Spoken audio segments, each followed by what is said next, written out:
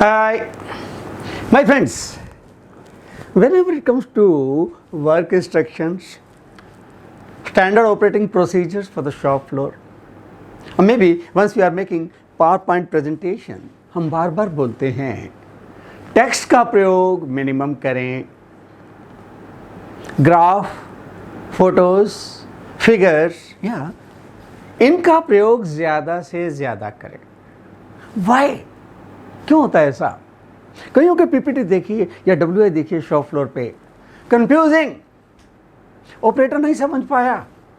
उसने बड़ी अच्छी बनाई है डब्ल्यूआई, लेकिन ऑपरेटर नहीं समझ पाया. क्यों?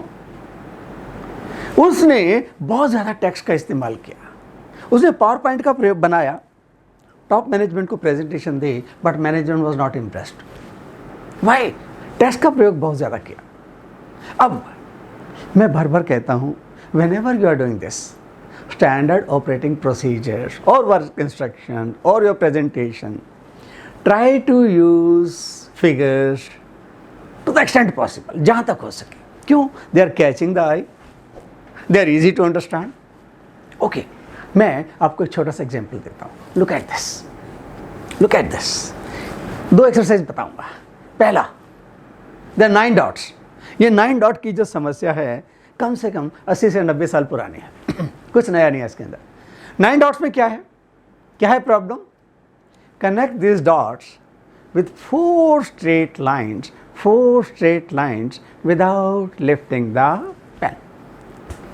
एक बार आपने पेपर पे शुरू किया, पेन उठाना नहीं है, राइट? और 4 स्ट्रेट लाइन से आपने 9 डॉट्स को कनेक्ट करना है.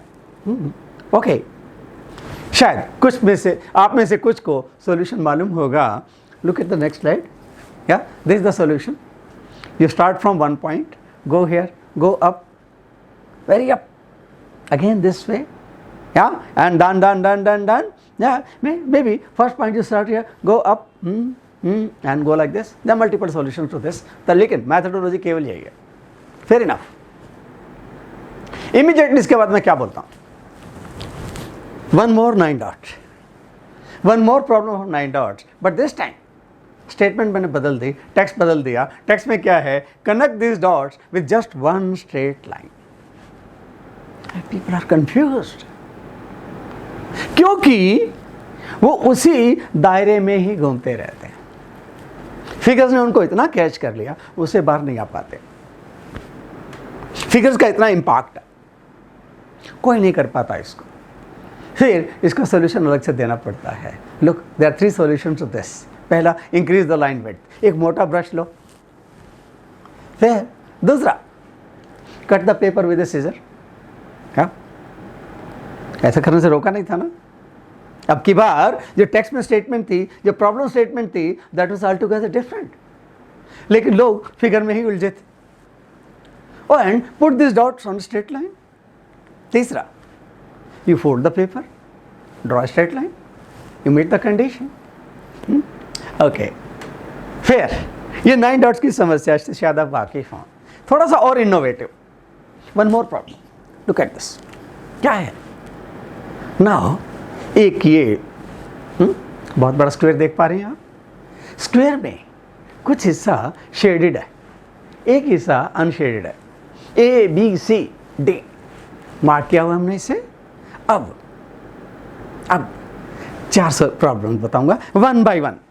पहला, divide the white portion of section A in 2 equal parts. ठीक है, कठिन नहीं है. एक तिरछी लाइन खींची, 2 बराबर हिस्सों में वाइट पोर्शन डिवाइड हो गया. आगे चलो. Next, divide the white portion in section B into 3 equal parts. कठिन नहीं है, ये भी हो गया. इससे आगे और चलो. Section C, come to section C. Divide the white portion of section C into 4 equal parts. Yeah? Look at the solution. ये थोड़ा कठिन है, आसान नहीं. और आगे अब हमारे पास बचा D. Divide the white portion of D into 7 equal parts. And now people are gone. Stuck. कोई नहीं कर पाता. Huh? Now look at this. Look at the answer. क्या है? 7 equal parts. क्यों? क्यों नहीं कर पाते लोग? कारण क्या है? कहाँ उलझ जाते हैं? Figures.